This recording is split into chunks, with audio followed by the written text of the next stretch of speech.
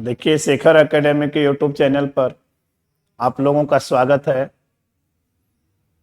और आज हम आप लोगों के सामने एक क्वेश्चन बैंक की श्रृंखला लेकर आए हैं और इस पे हम प्रत्येक क्वेश्चन को डिटेल से एक्सप्लेन करेंगे। और ये 19-20 क्वेश्चन की श्रृंखला है। 20 क्वेश्चन में आपको लगभग 50 या 60-70 क्वेश्चन एक्स्ट्रा मिल जाएंगे बच्चा, ठीक है ना। और इसे ज्यादा से ज्यादा देखें तो हम अब शुरू कर देते हैं कि इसमें क्या क्या चीजें हैं, कौन कौन सा क्वेश्चन है, और अपने नोटबुक पे भी इससे नोट करते रहें।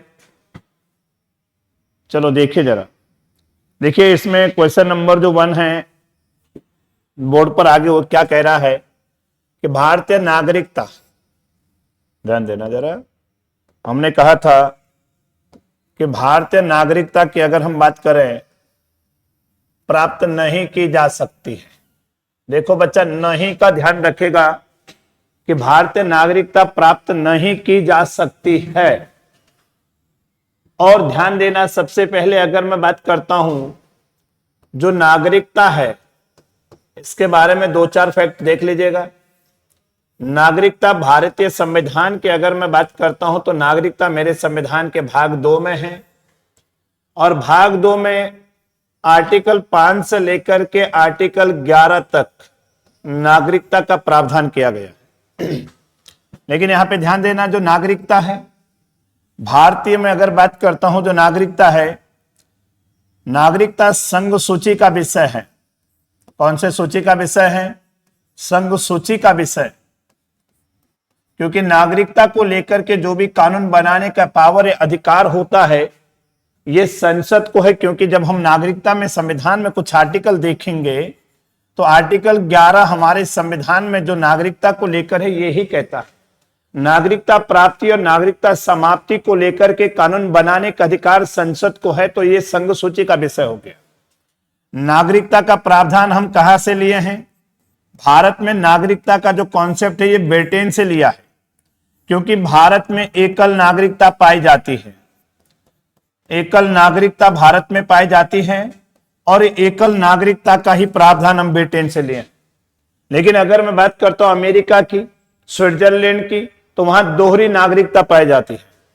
नागरिकता भारतीय संविधान में अगर बात करें तो ये अगर भारत में देखें तो आपका जो होम मिनिस्ट्री है, तो याद रखिएगा गृह मंत्रालय के अंतर्गत नागरिकता विभाग आता है। मंत्रालय के अंतर्गत, किसके अंतर्गत आता है? गृह मंत्रालय के अंतर्गत आता है।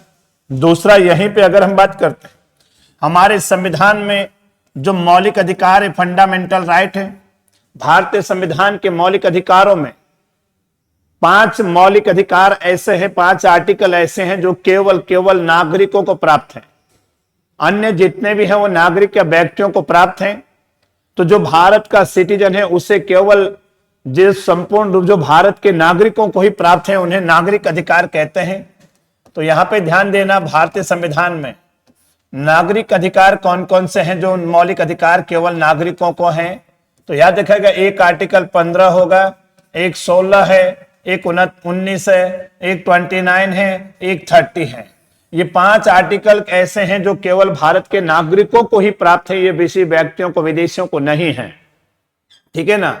लेकिन अगर हम बात करते हैं भारतीय नागरिकता की बात करें तो देखिए मेरे संविधान में 5 से 11 तक है। लेकिन संसद ने नागरिकता को लेकर के जो कानून बनाया है, संसद ने भारतीय नागरिकता अधिनियम, तो याद रखिएगा भारतीय नागरिकता अधिनियम, सिटीजन एक्ट की अगर बात करते हैं, यह 1955 में बनाया गया है। तो आपसे पूछेगा भारतीय नागरिकता अधिनियम कब का है? 1955 का है, ठीक है। लेकिन इसमें कई बार संशोधन हुआ है। देखिए, पहला संशोधन 1986 में हुआ था, दूसरा संशोधन 1992 में हुआ, फिर आप अगर हम बात करते हैं तो 2003 में हुआ, फिर अगला संशोधन 2005 में हुआ, फिर 2015 में हुआ, और लेटेस्ट अमेंडमेंट 2019 का है, जिसमें हमने 2019 नागरिकता संशोधन अधिनियम, जिसे मार्च जब इलेक्शन का टाइम था उस समय सरकार ने, गृह मंत्रालय ने इसे क्या कर दिया? लागू कर दिया गया है।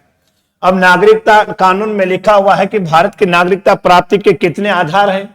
भारत की नागरिकता प्राप्त करने के 5 आधार हैं।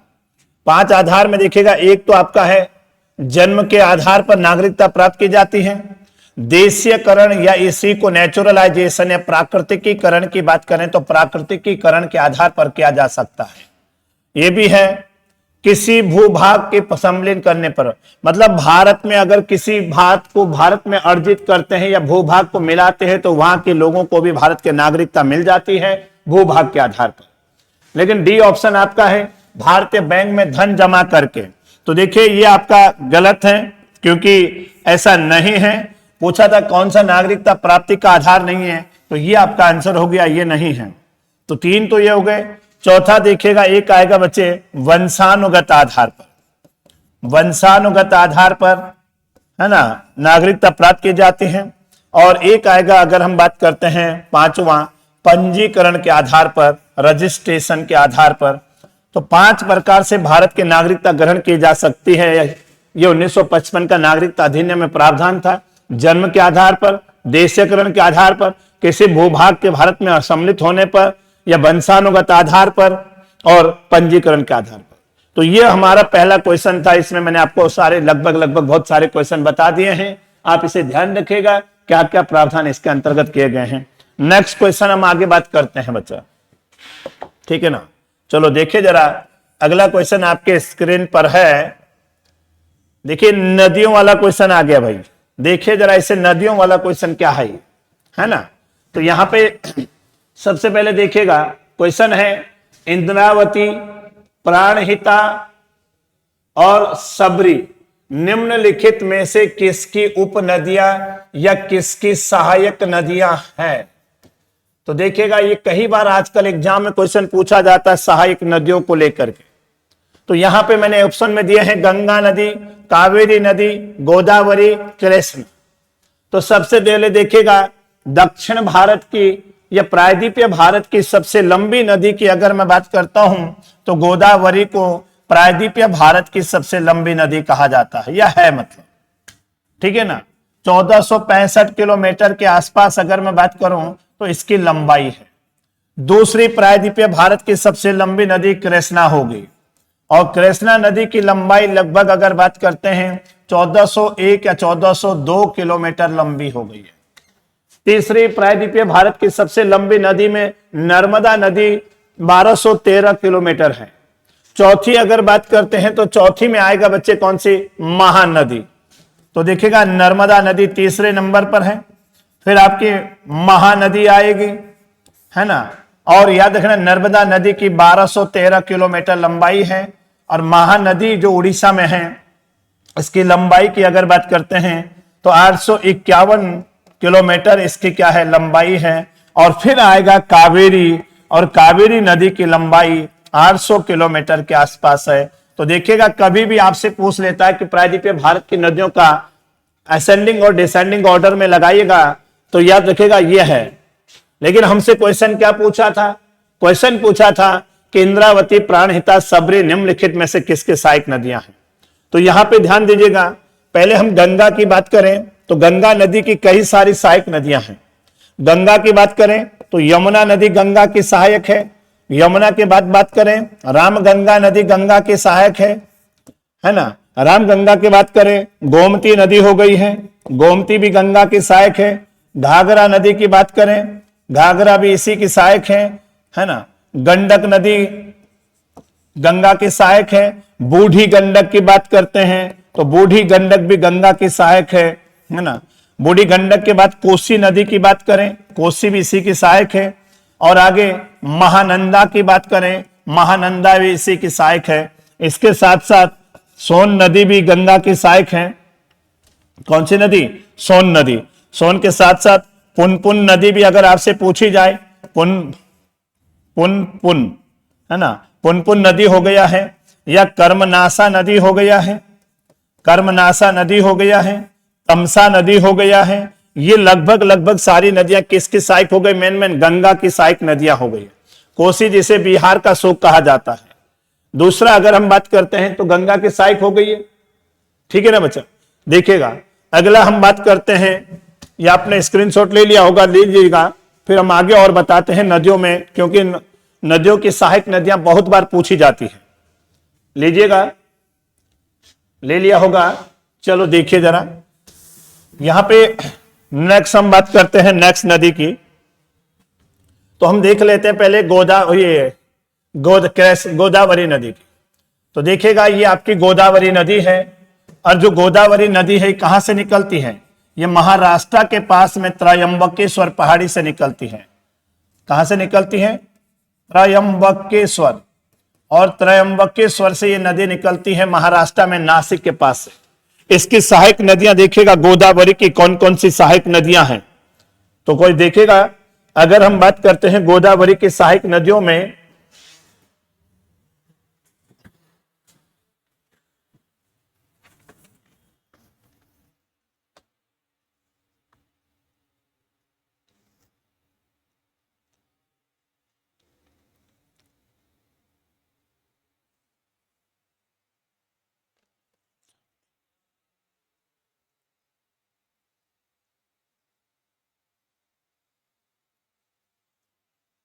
चलो देखिएगा जरा, गोदावरी की बात कर रहे हैं।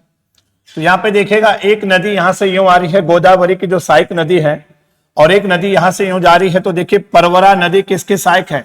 परवरा नदी गोदावरी की है। और यहीं पे परवरा के नीचे जाओगे तो एक नदी देखिएगा, ये भूला नदी है। भूला के बाद एक नीचे और जाओगे तो यहाँ पे गोदावरी की एक सहायक नदी है जिसका नाम है मंजरा नदी है। तो देखिए याद रखना बच्चा, दाई और बाई ओर से परवरा नदी, भूला नदी, मंजरा नदी, और मंजरा के बाद अगर हम ऊपर बात करते हैं तो एक नदी यहां से आ रही है जिसका नाम है पूर्णा नदी। ये गंगोदावरी में ऊपर से आ रही है। यहाँ पे अगर बात करते हैं एक नदी आ रही है जिसका नाम है पेन गंगा। कौन सी गंगा हो गई है? पेन गंगा। पेन गंगा के बाद अगर हम बात करते हैं एक नदी यूं आ रही है, एक नदी यूं आती है, ये आ गई है Wainganga. Wainganga, Penganga. तो अगर वेन गंगा, पेन गंगा अगर आपसे पूछा जाता है तो किसके सहायक है? और एक नदी आएगी जिसका नाम है वर्धा, और यही आगे मिलकर आती है बच्चे, यहाँ पे इसका नाम हो जाता है प्राणहिता। तो देखिए प्राणहिता नदी भी किसकी सहायक हो गई है? तो प्राणहिता भी गोदावरी की सहायक है। वेन गंगा, पेन गंगा, है ना, और वर्धा, पूर्णा, परवरा, भूला, ये सब किसकी सहायक हो गई है? अगला अगर हम बात करते हैं एक नदी और यहाँ पे आती है और इसका नाम है इंद्रावती नदी। और वही इंद्रावती नदी जो गोदावरी की सबसे लंबी सहायक है, छत्तीसगढ़ से दंडकारण्य के पठार से निकलती है, गोदावरी में आकर मिलने का काम करती है। यहीं पे एक नदी और आती है जिसका नाम है सबरी नदी। तो सबरी नदी भी इसी की क्या है? सहायक है। ठीक है ना। तो देखिएगा क्वेश्चन क्या था, इंद्रावती, प्राणहिता, सबरी। आगे ना यहाँ पे तीनों नदियां देखिएगा, ये आपकी इंद्रावती, प्राणहिता हो गई है, इंद्रावती हो गई है, सबरी नदी हो गई है, ये सब गोदावरी की सहायक नदियां हो गई। तो आपका आंसर यहाँ पे होगा गोदावरी बच्चा। ठीक है ना, आंसर मिल गया ना आप लोगों को, चलेगा। अगला अगर हम बात करते हैं, मैं कावेरी की भी कुछ सहायक नदियां आपको बता देता हूं। कावेरी की सहायक नदियां देखिएगा, ये कावेरी नदी है और ये महाराष्ट्र, कर्नाटक में ब्रह्मगिरी की पहाड़ी से निकलती है। कहां से निकलती है? ब्रह्मगिरी पहाड़ी। और ब्रह्मगिरी की पहाड़ी से जो निकलती है तो इसकी कुछ सहायक नदियां हैं कावेरी की। तो यहाँ पे देखेगा एक नदी आ रही है जिसका नाम है हैरंगी नदी। तो हैरंगी नदी किसके सहायक हो गई है? ये इसी की सहायक नदी होगी बच्चा। ठीक है ना। यहां से एक नदी यूं जा रही है जिसका नाम है लक्ष्मण तीर्थ। लक्ष्मण तीर्थ देखिए बहुत बार पूछी जाती है कावेरी की सहायक नदियां। तो लक्ष्मण तीर्थ नदी भी किसकी सहायक हो गई है? ये भी इसी की सहायक नदी हो गई है। अगला इसी में अगर हम बात करते हैं काबिनी नदी, तो यहां से एक नदी यूं आ रही है, ये नदी हो गई है काबिनी नदी। काबिनी के बाद अगर एक और बात करते हैं, एक नदी आएगी सुवर्णावती। तो सुवर्णावती भी किसकी सहायक नदी हो गई है? ये भी इसी की सहायक नदी हो गई। देखते रहेगा आप, बनाते रहेगा ऐसे। यहां से इसको मैं इधर ले आता हूं, सुवर्णावती हो गया है। सुवर्णावती के बाद अगर बात करते हैं तो यहां पे एक नदी और आएगी जिसका नाम है भवानी नदी। कौन से? भवानी। एक नदी और आएगी जिसका नाम है अमरावती। अमरावती। तो देखिए ना अमरावती, देखो नीचे कौन कौन सी बोला मैंने? लक्ष्मण तीर्थ, काबिनी, सुवर्णावती, भवानी नदी, अमरावती नदी, ये सब कावेरी की सहायक नदियां हो गई है। अगर हम बात करते हैं ऊपर से देखिए हैरंगी नदी, एक नदी और आ जाएगी हेमावती। हेमावती। तो हेमावती भी किसकी सहायक हो जाएगी? इसी की सहायक हो जाएगी बच्चा। एक नदी और आ जाएगी जिसका नाम है सिमसा नदी। कौन सी है? सिमसा। एक नदी और देखिएगा जिसका नाम है अर्कावती। अर्कावती, तो देखिएगा अर्कावती, हेमावती, अमरावती, सुवर्णावती, लक्ष्मण तीर्थ, काबिनी, भवानी, हैरंगी, हेमावती, ये सब किसकी सहायक नदियां हो गई है? तो ये हो गई किसकी? कावेरी की सहायक नदियां। तो याद रखिएगा, आंसर तो हमें मिल गया था, गोदावरी की थी ये सहायक नदियां। अब यहां पे देखिएगा एक नदी हम और बात कर लेते हैं, कृष्णा की भी 2-4 सहायक नदियां देख लीजिएगा। और ये आपकी कौन सी नदी हो गई है? कृष्णा नदी। ये महाबालेश्वर से निकलती है। कहां से निकलती है? महाबालेश्वर। और महाबालेश्वर महाराष्ट्र के अंदर पर्वत चोटी है, और यहां से ये नदी इस तरह से यूं जा रही है, कृष्णा नदी। और कृष्णा नदी में देखिएगा यहाँ पे हम देखते हैं कौन कौन सी नदियां इसमें आती हैं। तो एक नदी देखिएगा, एक नदी इसकी सहायक नदी हो गई है कोयना। तो बताइए कोयना नदी किसके सहायक है? तो कोयना भी इसी की सहायक है। एक नदी और देखिएगा, यहां पे बात करें, पंचगंगा हो गई है, पंचगंगा। तो पंचगंगा भी इसकी सहायक है। एक गंगा और हो गई है दूध गंगा, तो दूध गंगा भी इसी की सहायक है। एक नदी देखिएगा घाट प्रभा, तो घाट प्रभा नदी भी इसी के सहायक है। ये देखिएगा माल प्रभा, तो याद रखिएगा घाट प्रभा, माल प्रभा। और यहीं पे एक नदी और आती है तुंगभद्रा, तो तुंगभद्रा नदी इसकी सबसे लंबी सहायक नदी हो गई। एक नदी और आएगी इधर से, सॉरी यहां पे देखिएगा, इसी में अगर हम बात करते हैं, एक नदी आ रही है जिसका नाम है नीरा, नीरा नदी। और यहीं से एक नदी इसमें यूं आ रही है, और नीरा के बाद अगर बात करते हैं, यह है भीमा नदी। तो कई बार पूछा जाता है भीमा नदी किसके सहायक है? तो ये भीमा नदी के नाम से आगे आती है, नीरा इसमें है। एक नदी इसमें और आती है जिसका नाम है सेना नदी है, ये भी इसी की सहायक नदी है। एक नदी और आएगी मूसी नदी। मूसी नदी वह नदी बच्चे जिस पर हैदराबाद नगर बसा हुआ है। मूसी के बाद अगर बात करता हूं, एक नदी आएगी मुनेरू नदी। तो याद रखिएगा, ये कभी भी याद रखना कि हर बार एग्जाम में पूछे जाते हैं, और ये आपको सही से याद होने चाहिए कि कौन कौन किसकी सहायक नदियां है। बहुत लंबा टाइम मैंने क्वेश्चन 2 में ले लिया, मैंने काफी डिटेल में बता दिया, लेकिन आंसर गोदावरी था इनका। चलो अगला क्वेश्चन देखेगा। नेक्स्ट क्वेश्चन क्या है? अगला क्वेश्चन हमारे स्क्रीन पर है, ये कह रहा है कि काजू उगाने के लिए किस प्रकार की मृदा सबसे उपयुक्त होती है? तो देखिएगा, भारत में अगर मैं बात करता हूं, जो ICAR है, Indian council for agriculture research की मैं बात कर रहा हूं, मतलब भारतीय कृषि अनुसंधान परिषद है, इसका मुख्यालय नई दिल्ली के अंदर। कहां इसका मुख्यालय है? नई दिल्ली। और इसके आधार पर भारत के में 8 प्रकार की मृदा में भारत का वर्गीकरण किया है। कितने प्रकार की मृदा? 8 प्रकार की मृदा का जो अध्ययन किया जाता है सॉइल का, तो याद रखना सॉइल का अध्ययन पेडोलॉजी में किया जाता है। पेडोलॉजी जो एक शाखा है जिसमें हम मृदा का अध्ययन करते हैं।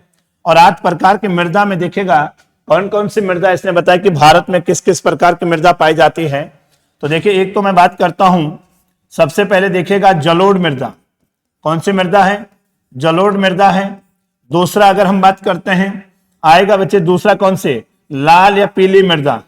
लाल या पीली मृदा, लाल या पीली मृदा हो गई है। तीसरा अगर हम बात करते हैं, काली मृदा आ जाएगी, कपासी मृदा, काली मृदा की बात कर रहा हूं। चौथी अगर हम बात करते हैं तो लैटेराइट सॉइल आ जाएगी,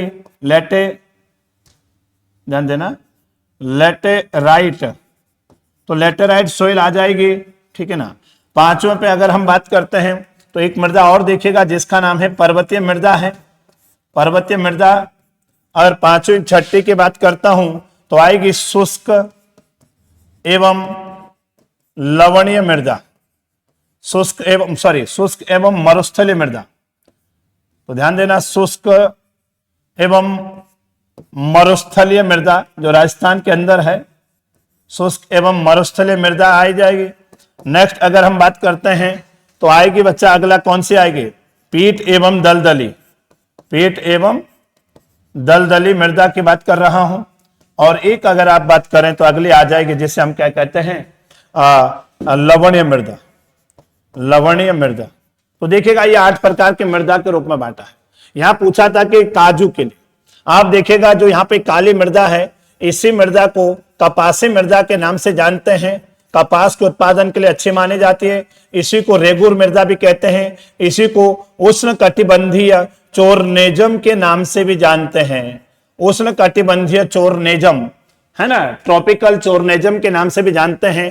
काली मृदा दक्कन के पठार पर बहुत ज्यादा बेसाल्ट के कारण इसका निर्माण होता है, या बेसाल्ट लावा के कारण इसका निर्माण होता है। महाराष्ट्र में सर्वाधिक पाई जाती है।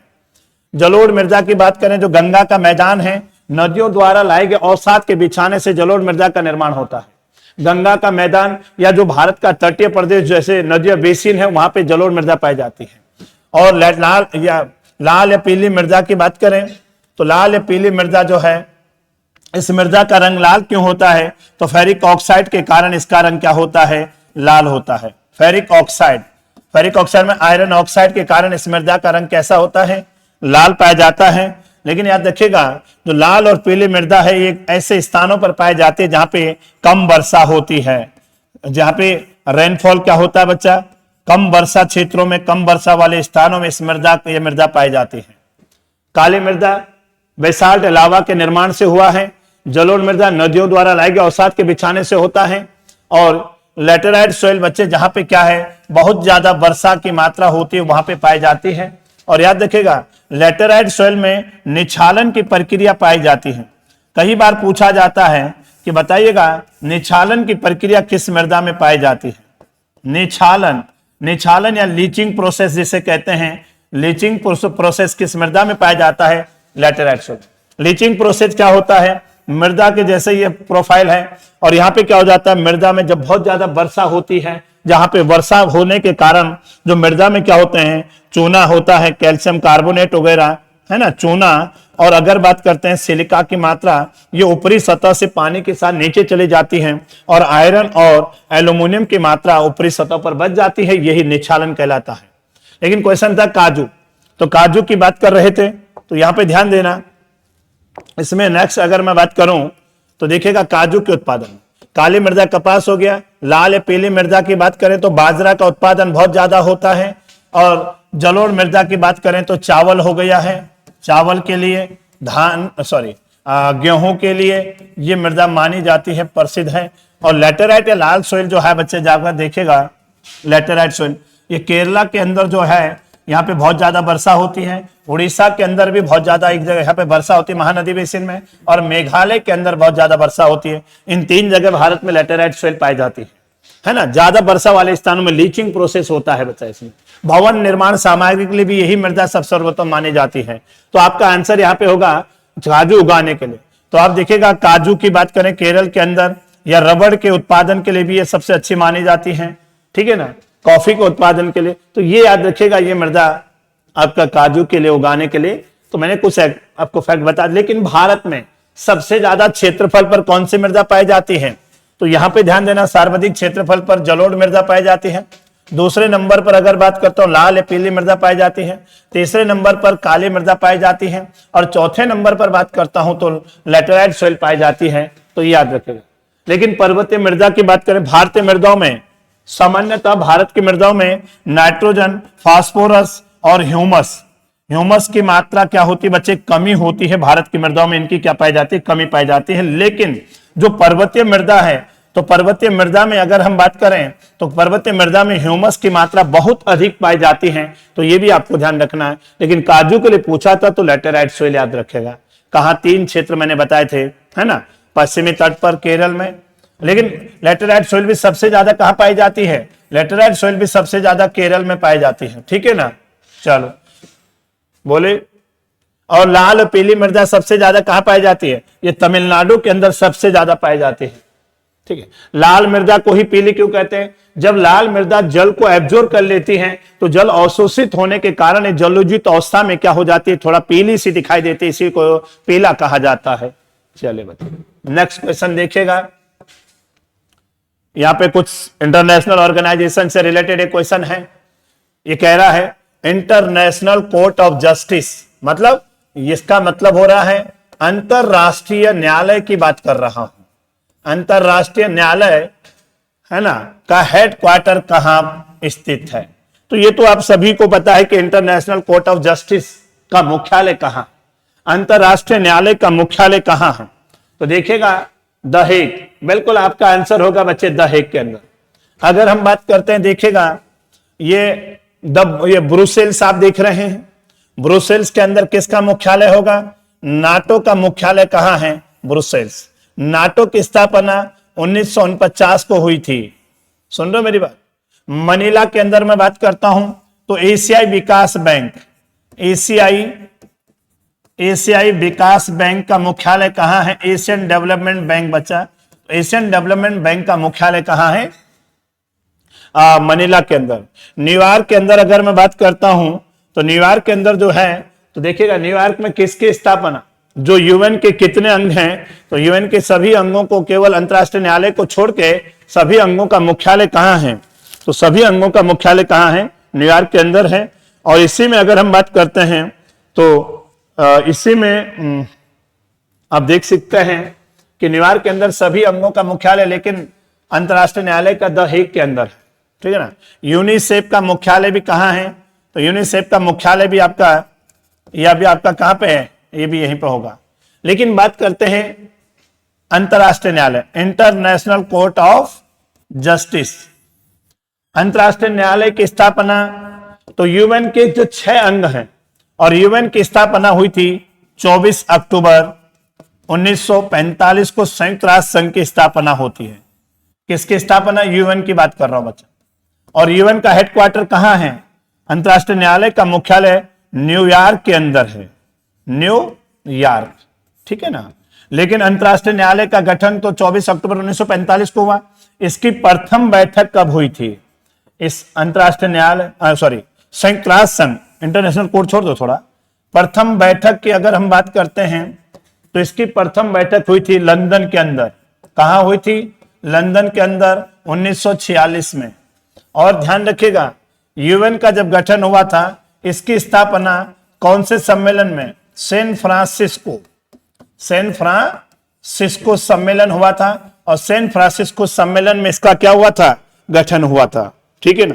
अंतरराष्ट्रीय न्यायालय की अब देखिएगा, इसी में अगर बात करें, यूएन के कितने अंग हैं? 6 अंग हैं। और 6 अंगों में से एक अंग कौन सा है? अंतरराष्ट्रीय न्यायालय। देखिए 5 अंग कौन कौन से हैं? एक तो महासभा है, महासभा को जनरल असेंबली, जिसे विश्व की लघु संसद कहा जाता है, 193 सदस्य यूएन के अंदर हैं। एक आपका सुरक्षा परिषद है, सुरक्षा परिषद सिक्योरिटी काउंसिल, जिस सिक्योरिटी काउंसिल में कितने सदस्य हैं? 15 सदस्य सुरक्षा परिषद में हैं। और 15 में से 10 अस्थायी, जो 2 वर्ष के लिए, और 5 2 वर्ष के लिए नियुक्त होते हैं। और जो 5 हैं स्थायी हैं, जो परमानेंट है, जिनके पास वीटो पावर है, ठीक है ना। तो सुरक्षा परिषद, जिसे विश्व का पुलिसमैन कहा जाता है, ठीक है। और तीसरा अगर मैं बात कर रहा हूं, सामाजिक आर्थिक परिषद, एक अंग ये हो गया।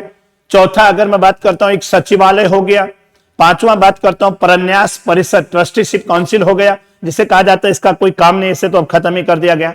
और 6वां आपका है अंतरराष्ट्रीय न्यायालय, जो अंतरराष्ट्रीय स्तर पर विश्व के अंदर देशों के बीच में होने वाले विवादों के समाधान सुलझाने का काम करता है, ठीक है ना। तो ये 6 अंग आपको ध्यान रखने, किसके अंग हैं, कहां पे है, क्या है, किस प्रकार से है। टोटल सदस्य यूएन के अंदर कितने थे? 193 देश इसके क्या है बच्चे? सदस्य हैं। तो ये आपको ध्यान रखेगा, ठीक है ना। बोलिए, अब यहां पे देखिएगा, आंसर आपका द हेग होगा। यहां पे थोड़ा फिर इसके बारे में 2 और फैक्ट देख लेते हैं, है ना। अंतरराष्ट्रीय न्यायालय द हेग में है, और इंटरनेशनल कोर्ट ऑफ जस्टिस की स्थापना मैंने कह दिया था 1946 को। यूएन के 5 अंगों की स्थापना 1945 को हो गई थी साथ में, लेकिन इसका थोड़ा लेट में हुआ, 1 साल 46 में इसकी स्थापना हुई। अंतरराष्ट्रीय न्यायालय का मुख्यालय द हेग आपने देखा। अंतरराष्ट्रीय न्यायालय में कितने जजों की संख्या, न्यायाधीशों की संख्या होती है? तो यहां पे याद रखिएगा 15 न्यायाधीश इसमें होते हैं। और इनका जो कार्यकाल होता है, अंतरराष्ट्रीय न्यायालय के न्यायाधीशों का, ये 9 वर्ष इनका क्या होता है? कार्यकाल होता है। तो अगर आपसे पूछा जाए कितना कार्यकाल होता है? 9 वर्ष। और यहां पे एक चीज ध्यान रखना, अभी तक भारत के 4 लोग ऐसे हैं जो अंतरराष्ट्रीय न्यायालय में न्यायाधीश के रूप में काम कर चुके हैं या करें किया है। जिनमें से एक अगर मैं बात करता हूं, वीएन राव। कौन है बच्चा? एक वीएन राव। और वीएन राव ने अंतरराष्ट्रीय न्यायालय में नंबर 1 एबी जज के रूप में रहा है। दूसरा अगर मैं बात करता हूं, नागिंदर सिंह, राजस्थान से थे। नागिंदर सिंह अंतर्राष्ट्रीय न्यायालय में भारत की ओर से न्यायाधीश के रूप में काम किया है। तीसरा अगर मैं बात करता हूं आर.एस.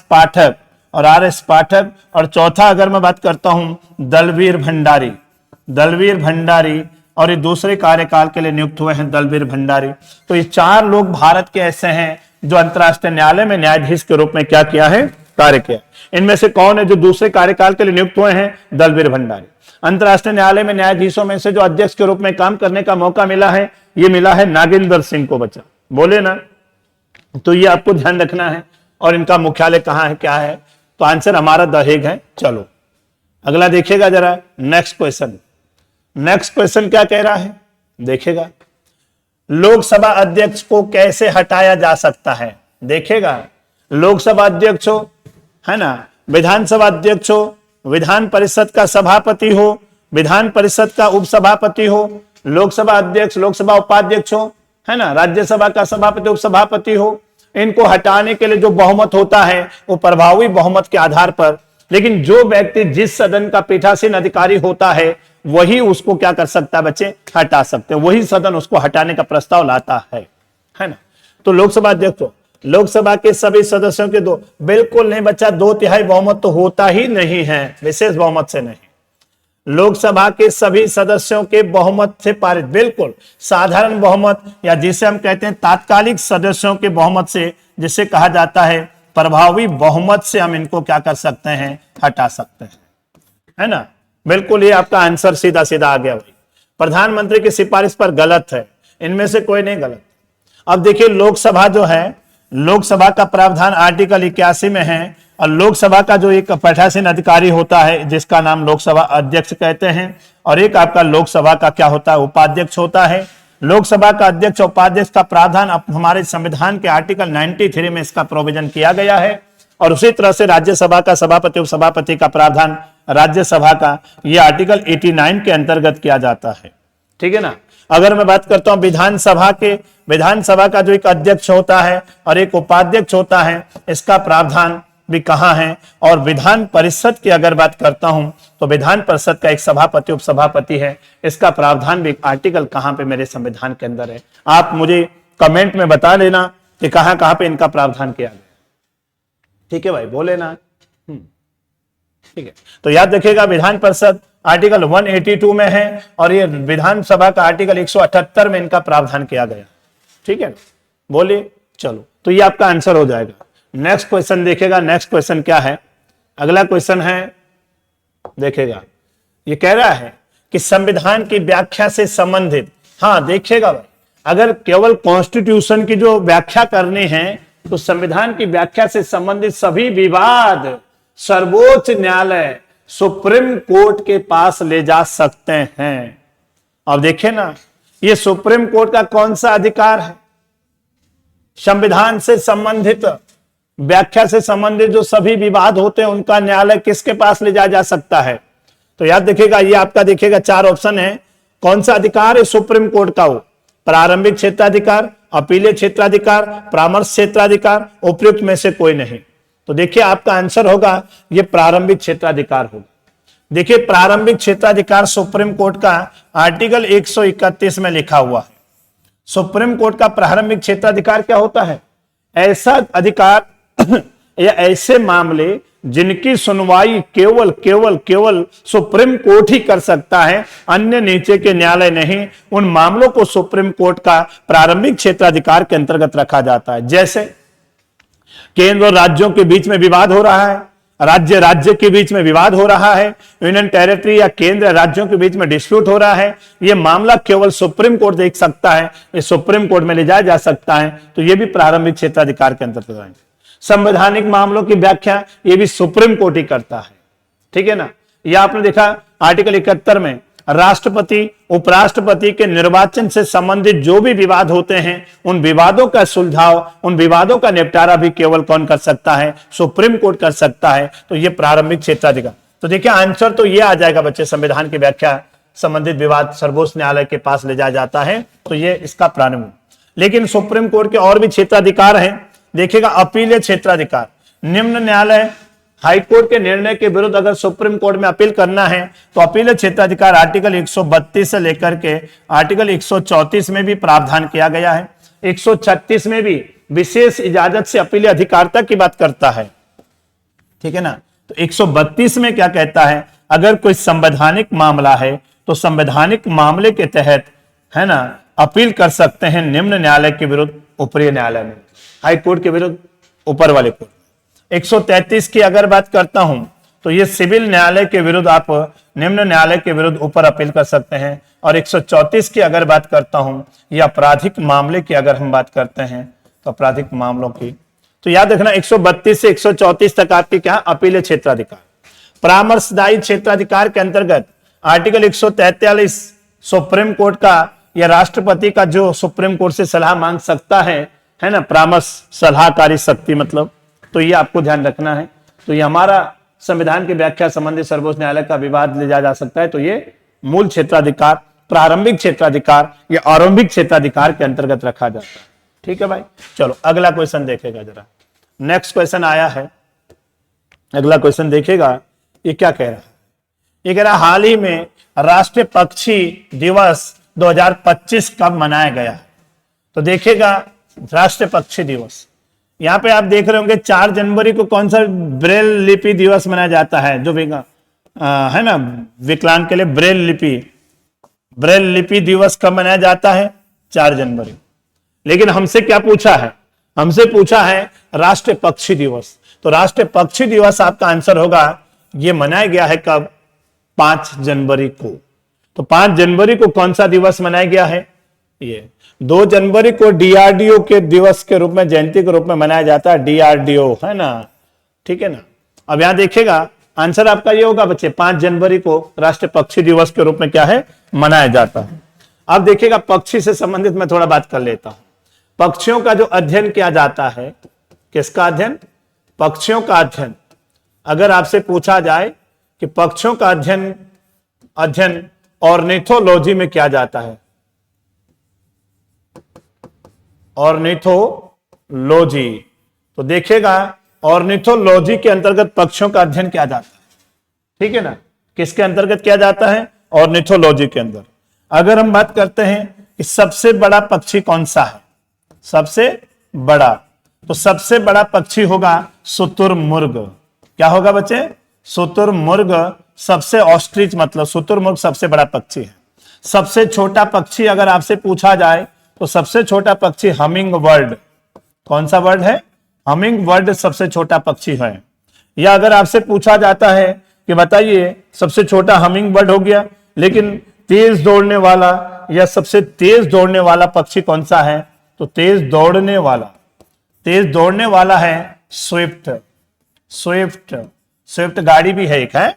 और नहीं दौड़ने वाला, या जो पक्षी मतलब मैंने कहा सब जो दौड़ने वाला नहीं है, जो दौड़ नहीं सकता है, नहीं दौड़ सकता, वो आपका है बच्चे कीवी। क्या है, कीवी न्यूजीलैंड का पक्षी है, ये दौड़ नहीं सकता। एक पक्षी अभ्यारण्य का नाम आपने सुना होगा, एक पक्षी विशेषज्ञ है, भारतीय पक्षी विज्ञानी के नाम से जाना जाता है, और भारतीय पक्षी विज्ञानी के नाम से जिसे जाना जाता है सलीम अली। तो एक पक्षी अभ्यारण्य है सलीम अली पक्षी अभ्यारण्य। और सलीम अली पक्षी अभ्यारण्य की बात करें तो सलीम अली पक्षी अभ्यारण्य कहां है, ये गोवा के अंदर है, और ये मांडवी नदी के तट पर है। गोवा में मांडवी और जुवारी नदियां है ना, उसके तट पर है बच्चा। और भारत का ये पक्षी विज्ञानी इसे सलीम अली के नाम पर पड़ा है। तो ये आपको याद रखना कौन सा आंसर इसका होगा। चलो ठीक है, चलो स्क्रीनशॉट ले लिया होगा। अब नेक्स्ट क्वेश्चन देखेगा, अगला क्वेश्चन है केंद्रीय सतर्कता आयोग, जिसे हम क्या कहते हैं बच्चे, सीबीसी, सेंट्रल विजिलेंस कमीशन की स्थापना किसकी अनुशंसा पर किया गया। तो देखिएगा सबसे पहले अगर मैं बात करता हूं, गोरवाला प्रतिवेदन नहीं, कृपलानी समिति नहीं, सांथनम होगा बच्चे, के सांथनम समिति की सिफारिश पर केंद्रीय सतर्कता आयोग का गठन किया गया। अब देखिएगा सर, इस केंद्रीय सतर्कता आयोग का गठन कब हुआ था? तो अगर आपसे पूछा जाए इसकी स्थापना कब हुई है, तो इसकी स्थापना हुई थी, अगर केंद्रीय सतर्कता आयोग आपसे पूछा जाए तो बताएगा केंद्रीय सतर्कता आयोग का गठन कब किया गया था। तो यहां पे ध्यान देना, इसकी स्थापना 1964 के अंदर हुई थी। लेकिन किस समिति की सिफारिश पर? के शांतनम समिति ने सिफारिश दी थी, क्यों ना हमें एक केंद्रीय सतर्कता आयोग का गठन किया जाना चाहिए। लेकिन जो ये आयोग था, इसका गठन हुआ, लेकिन इसे वैधानिक दर्जा की अगर बात करते हैं तो इसे वैधानिक दर्जा, कानूनी दर्जा कब दिया गया है? मतलब सीबीसी एक्ट कब बनाया गया है? तो वैधानिक दर्जा या कानूनी दर्जा अगर आपसे पूछे तो इसे वैधानिक दर्जा सीबीसी एक्ट 2003 के तहत दिया गया। मतलब 2003 में केंद्रीय सतर्कता आयोग को वैधानिक दर्जा या कानूनी दर्जा दिया गया था, बोले ना। और आज अगर मैं सीबीसी की बात करता हूं, सीबीसी बहुसदस्यीय संस्था है बच्चा। कैसी संस्था है? बहुसदस्यीय। और बहुसदस्य का मतलब जिसमें एक से ज्यादा सदस्य हैं, 1+2, इसमें 3 सदस्य होते हैं। और एक आपका होता है मुख्य सतर्कता आयुक्त, मुख्य सतर्कता आयुक्त होता है। और 2 अन्य क्या होते हैं? 2 अन्य आयुक्त होते हैं, 2 अन्य आयुक्त होते हैं। और लेकिन याद रखना, इन सतर्कता आयुक्त जो 2 हैं, इनका कार्यकाल कितना होता है? तो अगर आपसे कार्यकाल पूछा जाए तो इनका कार्यकाल होता है 4 वर्ष या 65 वर्ष की आयु जो भी पहले पूरी होती है, ये इनका कार्यकाल होता है, ठीक है ना। लेकिन अगर बात कर रहे हैं सीबीसी का गठन कौन करता है, नियुक्ति कौन करता है इनकी, तो इनकी नियुक्ति अगर आपसे पूछा जाए तो इनकी नियुक्ति की जाती है भारत के राष्ट्रपति के द्वारा, प्रेसिडेंट के द्वारा। मतलब कौन सीबीसी का गठन करता है? राष्ट्रपति। और राष्ट्रपति की अगर हम बात करते हैं तो राष्ट्रपति इनकी नियुक्ति करता है, लेकिन एक समिति की सिफारिश पर। किसके सिफारिश पर? एक समिति होती है, इस समिति का गठन किया जाता है। और इस समिति क्या करती है? और जो सीबीसी के जो अध्यक्ष और सदस्य होंगे, है ना, मुख्य और अन्य, इनके नाम की सिफारिश राष्ट्रपति को देते हैं, तब राष्ट्रपति उनकी क्या करता है? नियुक्ति करता है। तो कौन कौन इस समिति में होते हैं? तो देखिएगा, अगर हम बात करते हैं इस समिति में 3 लोग होते हैं। एक तो प्रधानमंत्री होगा, एक लोकसभा में लीडर अपोजिशन विपक्ष नेता होगा, जैसे राहुल गांधी अभी बच्चा है ना। और तीसरा अगर हम बात करते हैं, तीसरा इसमें होम मिनिस्टर होगा बच्चे। कौन होगा? गृह मंत्री होगा, ठीक है ना। तो ये देखिएगा 3 लोगों की समिति की सिफारिश के आधार पर राष्ट्रपति इन सदस्यों की नियुक्ति करता है, ठीक है ना। और ये भ्रष्टाचार को रोकने की एक नियामक संस्था भारत के अंदर है। इसे कानूनी दर्जा कब दिया गया था, क्या है, कैसा है, तो आपको ये चीजें याद रखना है। आगे बात करें, चलो ठीक है। नेक्स्ट क्वेश्चन देखेगा,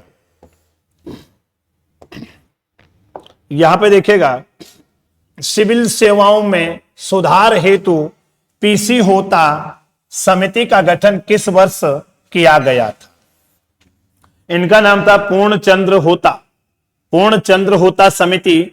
और याद रखना, जो पीसी होता साहब है, पूर्णचंद्र होता है, ये 2002-2003 में यूपीएससी के क्या रहे हैं? यूपीएससी के अध्यक्ष के रूप में भी इन्होंने क्या किया है? काम किया है। तो बताइए कौन यूपीएससी के अध्यक्ष के रूप में कार्य किया था? पीसी होता। संघ लोक सेवा आयोग के 2002-03 के दौरान क्या था बच्चा? ये अध्यक्ष बने थे। लेकिन पीसी होता ने क्या सिफारिश दी थी? पीसी होता समिति ने सिफारिश दी थी, किस वर्ष गठन किया गया था? पीसी, ये तो अध्यक्ष रहा था इस समय, लेकिन इस समिति का गठन कब किया गया था? पीसी होता समिति की बात कर रहे हैं। तो पीसी होता समिति, इनकी अध्यक्षता में एक कमेटी बनी थी 2004 की। पीसी होता समिति ने सिविल सेवाओं के बारे में क्या सिफारिश दी? इसने कहा कि सिविल सेवकों के लिए, ध्यान देना, सिविल सेवकों के लिए, सिविल सर्वेंट के लिए, सिविल सेवकों के लिए जो एज की इन्होंने बात की थी, इसने कहा था सिविल सेवकों के लिए एज कितनी होनी चाहिए? 21 से 24 वर्ष के बीच में रखी जानी चाहिए। इसके बीच, वर्ष के बीच, इनमें, इनके बीच होनी चाहिए। तो ये इसने सिफारिश दी थी बच्चे पीसी होता समिति ने, है ना। सिविल सेवकों के लिए एज क्या रखी जाए? बल 21 से 24 वर्ष के बीच रखी जानी चाहिए। ये पीसी होता समिति ने सिफारिश दी थी, और सिविल सेवाओं की बात कर रहे हैं, ठीक है ना। तो ये आपका आंसर होगा 2004 में समिति का गठन। और होता साहब क्या? यूपीएससी के अध्यक्ष रहे थे बच्चे, तो यूपीएससी के चेयरमैन के रूप में भी इन्होंने क्या किया है, कार्य किया है। तो कोई दिक्कत तो नहीं, यहां तक बताइए ना। चलो जी, अगला देखिएगा, नेक्स्ट क्वेश्चन आपके स्क्रीन पर है। ये क्या कह रहा है, ये कह रहा है कि भारतीय संविधान के किस अनुच्छेद के अंतर्गत, भारतीय संविधान के किस आर्टिकल के अंतर्गत, है ना, शिक्षण संस्थाओं में जिनमें गैर सरकारी और गैर अनुदान प्राप्त, मतलब जिसमें सरकारी हो और निजी हो, सभी शिक्षण संस्थाओं की बात हो रही है, सरकारी हो चाहे निजी हो, भी सम्मिलित हैं, अन्य पिछड़े वर्गों, अनुसूचित जाति, अनुसूचित जनजाति हेतु आरक्षण की सुविधा प्रदान की गई। मतलब ये कह रहा है कि भारतीय संविधान का ऐसा कौन सा आर्टिकल है जहां पे, सुनना मेरी बात, जहां पे क्या है, अल्पसंख्यक वर्गों को छोड़कर, अल्पसंख्यक वर्गों के शिक्षण संस्थाओं को छोड़ करके अन्य जो भी सरकारी हो चाहे प्राइवेट हो, चाहे सरकार से कोई शिक्षण संस्थान सहायता ले रहा है या नहीं ले रहा है, या उसके नियंत्रण में है या नहीं है, प्राइवेट हो चाहे निजी, उन सभी शिक्षण संस्थाओं में पिछड़े वर्गों के लिए विशेषकर जैसे एससी, एसटी या ओबीसी, उनके लिए क्या है, शिक्षण संस्थाओं में आरक्षण की सुविधा प्रदान की गई है। शिक्षण संस्थाओं में प्रवेश के लिए आरक्षण मतलब, तो यहां पे ध्यान देना कहां पे प्रावधान किया गया है, तो ये प्रावधान किया गया है, अगर हम बात करें आर्टिकल 15 का 5 में ये लिखा हुआ है बच्चा। तो आर्टिकल 15 का जो 5 क्लॉज है, ये बाद में जोड़ा गया था, एक संशोधन मेरे संविधान में 93वां अमेंडमेंट 2005 में ये मेरे संविधान में जोड़ा था।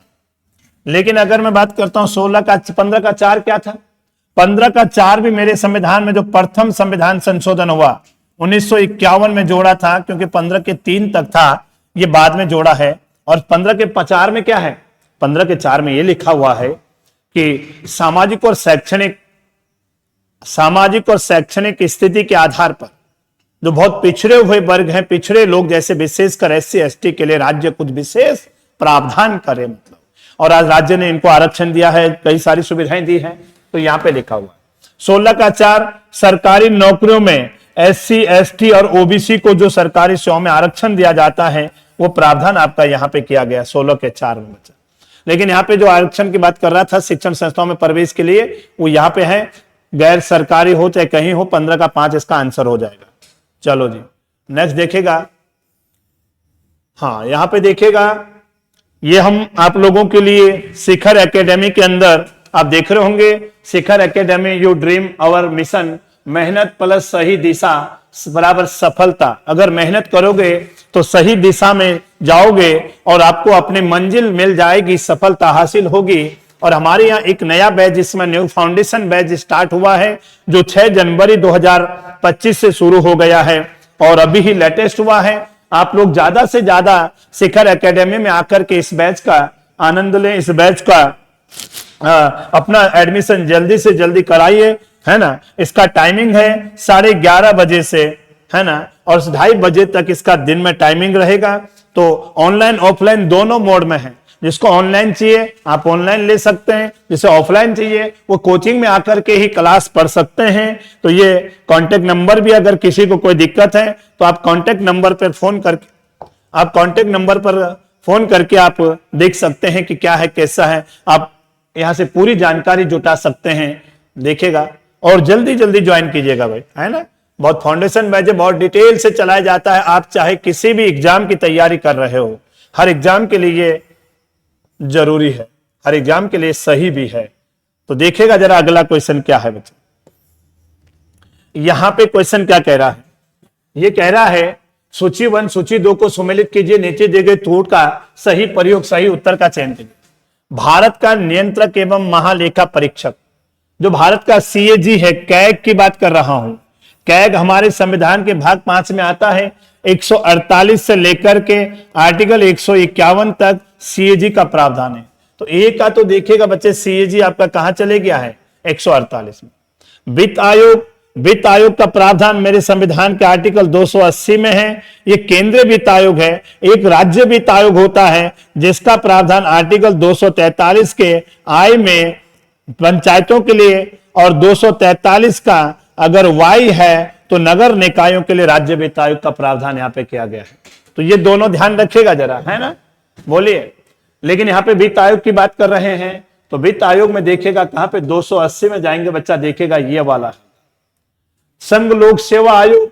आपको पता है यूपीएससी की बात कर रहा हूं, आर्टिकल 315 में, और संघ लोक सेवा आयोग अगर 315 में क्या लिखा हुआ है कि राज्य लोक सेवा आयोग होगा, राज्यों का संघ का एक संघ लोक सेवा आयोग होगा, राज्यों का एक राज्य लोक सेवा आयोग होगा, या दो से अधिक राज्यों का भी एक लोक सेवा आयोग हो सकता है। और ये भी आपको ध्यान रखना है, ये लोक सेवा आयोग और सेवाएं मेरे संविधान के भाग 14 में है बच्चा। कहां पे है? 14 में। और ये आर्टिकल 308 से लेकर के आर्टिकल 323 तक संघ लोक सेवा आयोग और संघ की सिविल सर्विसेज सेवाएं इसमें आएगी। प्रशासनिक अधिकरण ये मेरे संविधान में मूल अधिक संविधान में नहीं था, और प्रशासनिक अधिकरण एक संशोधन किया गया था 42वां, और 42वां संविधान संशोधन 1976, और इसी के तहत मेरे संविधान में एक भाग जोड़ा है, भाग 14A, और इसी भाग 14A में प्रशासनिक अधिकरण का प्रावधान किया गया। और इसी संशोधन के तहत आर्टिकल 323A और आर्टिकल 323B ये दोनों प्रशासनिक अधिकरण को लेकर के हैं। तो यहां पे देखेगा, इसका मिलान कीजिएगा तो ये आएगा।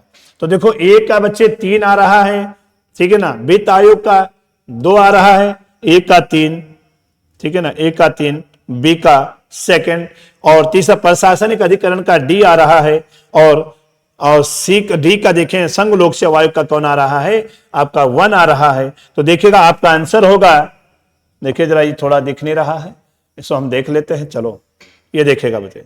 तो इसीलिए इसका आंसर आपका कौन सा है, तो इसका आंसर आपका सुटेबल जो बैठ रहा कौन सा होगा, ये सी वाला बैठ रहा है बच्चा। कौन सा बैठ रहा है? सी आंसर होगा, है ना।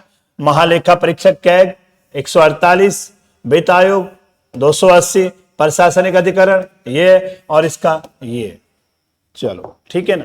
अगला क्वेश्चन देखेगा, यहां पे देखेगा ये क्वेश्चन जो है, ये कह रहा है हिंदू कुश पर्वत की सबसे ऊंची चोटी कौन सी है। तो जब हम भारत देखते हैं तो ये भारत है, और यहीं से भारत से अगर हम बात करते हैं, इधर एक पाकिस्तान और अफगानिस्तान है ना भारत से।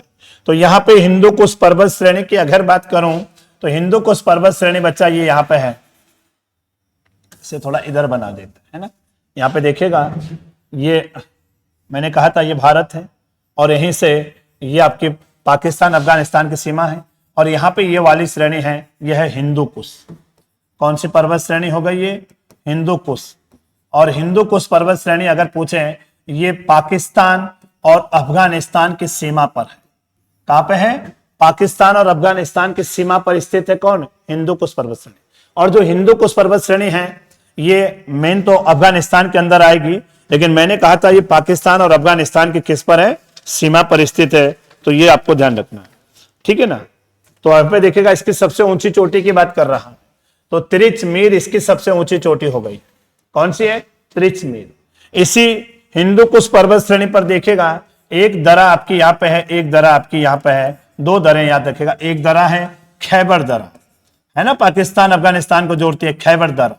खैबर दरा भी यहाँ पे है, और एक दरा अगर हम बात करते हैं ये है गोमल दरा। कौन सी दरा है ये? गोमल दरा। तो गोमल दरा, खैबर दरा ये हिंदू कुश पर्वत श्रेणी पर है। और यहाँ पे अगर हम बात करते हैं, एक व्यक्ति का नाम आपने सुना होगा, मोहम्मद गौरी। और जो गौरी है, तो गौरी कहां से भारत में प्रवेश किया था आगे अफगानिस्तान वगैरह, तो ये गोमल दरे से होकर आया था बच्चे। कहां से? गोमल दरे से होकर के, ठीक है ना। तो अगर गौरी की बात करें तो कहां से आया है? गोमल दरे से। अगर मैं बात करता हूं आर्य, आर्य जो भारत के अंदर आए हैं, आर्य के साथ अगर मैं बात करता हूं सिकंदर की बात करता हूं, सिकंदर हो गया है। या अगर हम बात करते हैं बाबर है, आया था ना अफगानिस्तान, बाबर। तो देखिएगा आर्य हो गए हैं, सिकंदर हो गए, ये सब कहां से? इसी दरे से होकर के आए थे, खैबर दरा होकर के आए थे। और से गौरी कहां से? गोमल दरा होकर के आए थे। तो ये हिंदू कुश अफगानिस्तान और पाकिस्तान की सीमा पर है, अफगानिस्तान के अंदर है। और इसकी सबसे ऊंची चोटी की बात करें तो कौन सा है? तिरिचमीर इसकी सबसे ऊंची क्या है बच्चा? चोटी हो गई। तो आप इसका स्क्रीनशॉट ले सकते हैं और देख सकते हैं कि कौन सा क्या है, किसमें क्या प्रावधान है। चलिए जी, अगला क्वेश्चन देखेगा जरा। नेक्स्ट क्वेश्चन है इकोनॉमिक्स का क्वेश्चन है, देखेगा जरा। जब कोई देश अपने मुद्रा का अवमूल्यन करता है, डिवैल्यूएशन मतलब तो उसका प्रभाव होता है। देखो डिवैल्यूएशन का मतलब क्या होता है। अगर कोई देश जानबूझकर अंतरराष्ट्रीय मुद्रा के सापेक्ष अपने देश की मुद्रा की वैल्यू क्या कर देता है, कम कर देता है, अपने मुद्रा की वैल्यू अन्य अंतरराष्ट्रीय मुद्रा या डॉलर के सापेक्ष उसकी वैल्यू कम कर देता है या गिरा देता है, तो उसी को क्या कहा जाता है, डिवैल्यूएशन कहते हैं। और कई बार आपसे पूछा जाता है मुद्रा के अवमूल्यन करने का फायदा क्या है। तो मुद्रा का अवमूल्यन जब हम अपने देश की मुद्रा की वैल्यू कम कर देंगे तो निर्यात को क्या होगा बच्चे, बढ़ावा होगा। तो याद रखना डिवैल्यूएशन करने का मतलब निर्यात को क्या मिल जाता है, निर्यात में वृद्धि होती है, निर्यात में वृद्धि होगी, क्योंकि अंतरराष्ट्रीय मुद्रा के सापेक्ष हमने भारतीय रुपए की वैल्यू कम कर दी, और कम कर दी तो निर्यात को बढ़ावा मिलेगा, क्योंकि विदेशी हमारे यहां से जो खरीदेंगे उन्हें सस्ता मिलेगा। लेकिन अगर हम विदेशों से कुछ चीज उस समय आयात करें तो हमें तो महंगा मिलेगा ना, हमने तो अंतरराष्ट्रीय मुद्रा के सापेक्ष भारतीय रुपए की वैल्यू कम कर दी।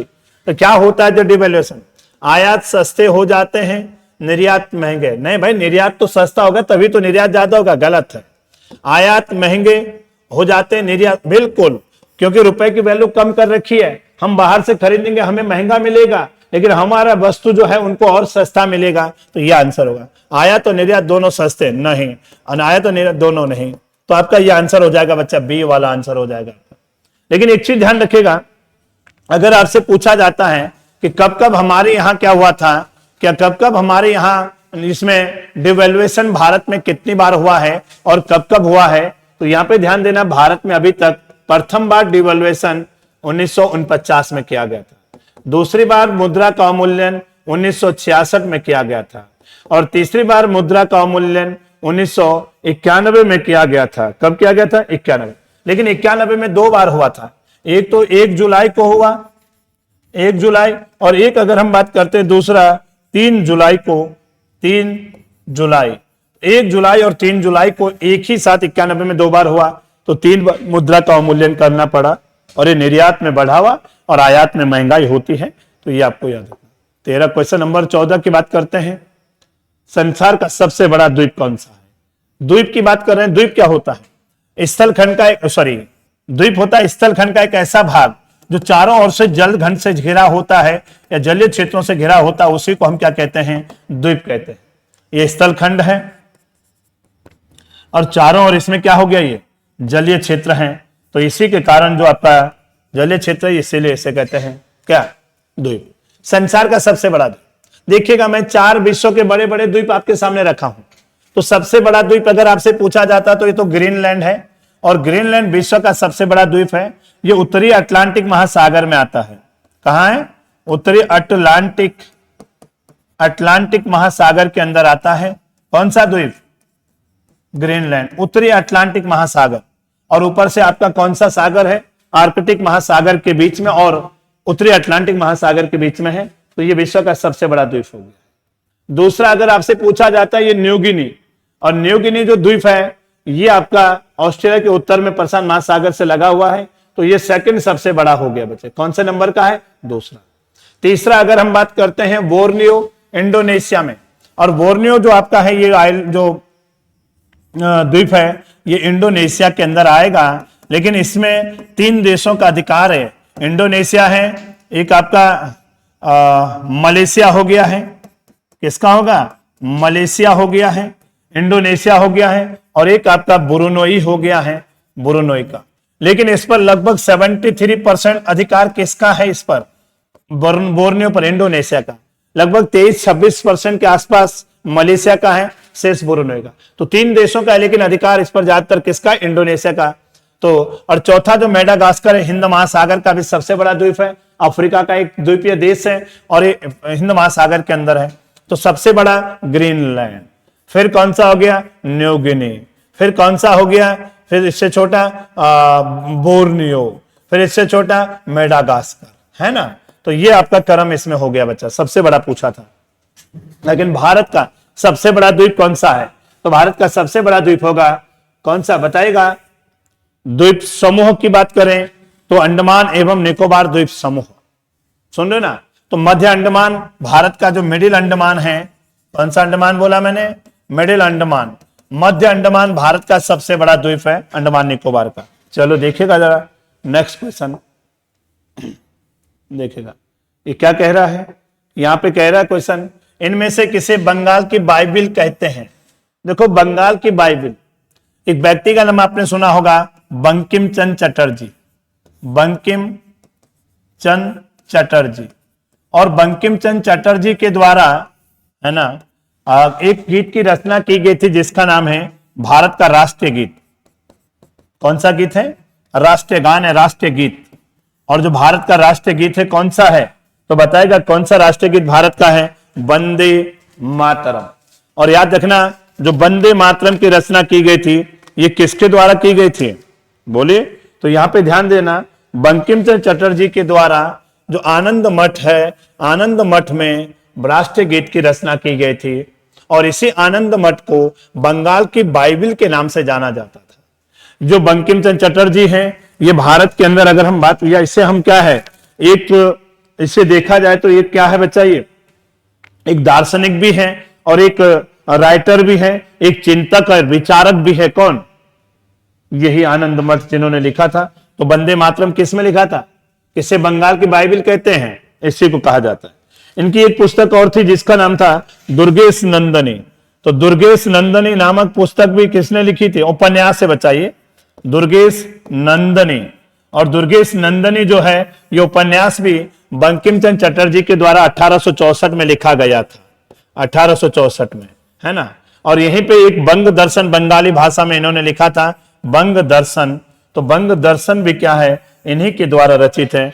तो याद रखना, बाइबिल की बात कर रहे थे, दुर्गेश नंदनी भी इनका है, बंग दर्शन भी इनका ही रचना है। तो ये आपको ध्यान रखना है, ठीक है ना। चलो जी, अगला क्वेश्चन देखेगा, क्वेश्चन नंबर 16। क्वेश्चन नंबर 16 क्या कहता है? ये वित्त आयोग की बात कर रहा है बच्चे। किसकी बात कर रहा है? Finance commission. तो अभी तक हमने बात की थी आर्टिकल 280 में भारत का वित्त आयोग है, केंद्रीय वित्त आयोग था ना, केंद्रीय वित्त आयोग। और राज्यों का मैंने कहा था राज्य वित्त आयोग, आर्टिकल 243 का आई हो गया पंचायत के लिए, और आर्टिकल 243 का वाई हो गया नगर निकाय के लिए। 73वां संविधान संशोधन और 74वां संविधान संशोधन के तहत इसे क्या है, देखा गया था। बोलो ना। अब यहां पे देखिएगा, जो वित्त आयोग है, तो यहां पे 9वां वित्त आयोग की बात कर रहे हैं, अध्यक्ष देखे रखें बच्चे। और 9वें वित्त आयोग का गठन कब किया गया था? कोई बताएगा 9वें वित्त आयोग का गठन कब हुआ था? तो यहां पे ध्यान देना, गठन की बात कर रहा हूं। तो अगर आपसे पूछा जाए 9वें वित्त आयोग का गठन, तो यह हुआ था 1987 में। गठन की बात कर रहा हूं, 1987। 10वें वित्त आयोग का गठन कब हुआ था? 1992 में। और 11वें वित्त आयोग का गठन हुआ था 1998 में। और 12वें वित्त आयोग का गठन हुआ था 2002 में। लेकिन जो 9वां वित्त आयोग थे, तो 9वें वित्त आयोग के अध्यक्ष कौन थे? तो 9वें वित्त आयोग के अध्यक्ष थे बच्चे एनपीके साल्वे। तो ये तो आपका ठीक हो गया, ए का वन तो 3 यहां पे मिल रहे हैं। दूसरे वित्त आयोग की अगर हम बात करते हैं, ठीक है ना, तो 9वां 10वां 11वां, अच्छा अध्यक्ष पूछा है ना, हाँ। पहले इनका ये देखो, गठन तो ये हुआ है, लेकिन कार्यकाल कब से कब तक था? तो 9वें वित्त आयोग का कार्यकाल कब से कब तक था? तो 1989 से लेकर के 95 तक। 10वें वित्त आयोग का कब से होगा? 1995 से लेकर के 2000 तक। 2000 से लेकर के 2005 तक 11वां। और 2005 से लेकर के 2010 तक 12वां। लेकिन अध्यक्ष देखेगा, एक 9वें का था एनपी साल्वे, इसमें थोड़ा अलग पेंसिल मार देता हूं मैं, ये तो ठीक हो गया है। दूसरा अगर हम बात करते हैं 10वें वित्त आयोग का था बच्चे एएम खुसरो, तो 10वें का आपका हो गया डी। 11वें के वित्त आयोग का अगर हम बात करते हैं, डी नहीं था इसका, हाँ इसका 10वें वित्त आयोग का था केसी पंत। क्या नाम था? केसी पंत। 11वें वित्त आयोग की अगर हम बात करते हैं, तो इसका था बच्चे कौन? ये। और 12वें वित्त आयोग का था सी रंगराजन। तो देखिएगा, 9वें का ए का 1, बी का 3, ए का 1, बी का 3, सी का डी, सी का डी, डी का 2। हाँ, तो आपका ये आंसर हो जाएगा बच्चे। और 11 12 हो गया ना। और 13वें वित्त आयोग का अगर आपसे पूछा जाए, तो 13वें वित्त आयोग के कौन थे? विजय केलकर। कौन थे? 13वें वित्त आयोग के अध्यक्ष थे विजय केलकर, ठीक है ना। 14वें वित्त आयोग के कौन थे? YV रेड्डी। 15वें वित्त आयोग के कौन थे? 15वें वित्त आयोग जो अभी चल रहा है NK सिन्हा। और अगर बात करते हैं वर्तमान में 16वें वित्त आयोग का गठन हो चुका है और गठन इसका 2023 में हुआ है, 2026 से इसका कार्यकाल होगा। और 16वें वित्त आयोग के गठन अध्यक्ष कौन थे? अरविंद पनगड़िया। अरविंद पनगढ़िया, अरविंद पनगढ़िया इसके क्या हैं? अध्यक्ष होंगे 16वें वित्त आयोग। तो याद रखना, कई बार एक मिलान को दे देते हैं तो आप याद रखेगा 9वां सालवे साहब थे, 10वां केसी पंत थे, 11वां खुसरो थे और 12वां सी रंगराजन थे। तो याद रखेगा वित्त आयोग का प्रावधान। अगला क्वेश्चन देखेगा, यहां पे लिखा हुआ है कि तोलकाप्पियम की विषय वस्तु क्या है? तोलकाप्पियम एक संगमकालीन साहित्य है बच्चे।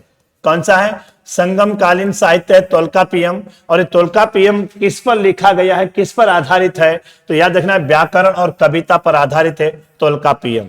ठीक है ना, किस पर आधारित है? अगर आपसे पूछा जाए तोलकाप्पियम है ना, तो इसकी रचना सूत्र शैली में की गई थी, है ना। किस में की गई थी? तोलकाप्पियम विषय वस्तु क्या थी? सूत्र शैली में इसकी रचना की गई थी, सूत्र शैली। तो सूत्र शैली में इसकी रचना मिली। व्याकरण और कविता पर लिखे गए इसमें कुछ टॉपिक हैं, इसीलिए इसका गठ संबंध व्याकरण और कविता से है। देखिएगा अगला क्वेश्चन, देखिएगा 18वां क्वेश्चन है। और 18वां क्वेश्चन कहता है हिंदू, जैन एवं बौद्ध तीनों ही धर्मों का प्रतिनिधित्व करने वाली गुफा कौन सी है? तो देखो, अजंता की गुफा भी महाराष्ट्र में है, एलोरा की गुफा भी महाराष्ट्र में है। और इसी में अगर हम बात करते हैं, इसका आंसर होगा एलोरा की गुफा। क्या इसका आंसर होगा? एलोरा की गुफा होगा। और महाराष्ट्र के औरंगाबाद में है तो एलोरा की गुफा। इसमें 17 गेव हैं, 17 गुफाएं हैं। तो याद रखना, ये जो हिंदू पर भी, जैन और बौद्ध तीनों ही धर्मों का प्रतिनिधित्व, तो तीनों धर्मों से संबंधित इस गुफा में क्या है बच्चे? डायग्राम में चित्र बने हुए हैं, इसीलिए इसे तीनों धर्मों से संबंधित माना जाता है। ठीक है ना। चलो अगला क्वेश्चन देखते हैं, नेक्स्ट। और नेक्स्ट क्वेश्चन देखिएगा, भारतीय प्रतिभूति एवं विनिमय बोर्ड। अरे भारतीय प्रतिभूति एवं विनिमय बोर्ड, जिसे हम क्या कहते हैं बच्चा? सेबी कहते हैं, security and exchange board of India की स्थापना हुई थी। तो देखो यहां पे स्थापना ऑप्शन बेस पे चलना पड़ेगा। 1992 में इसकी स्थापना हुई।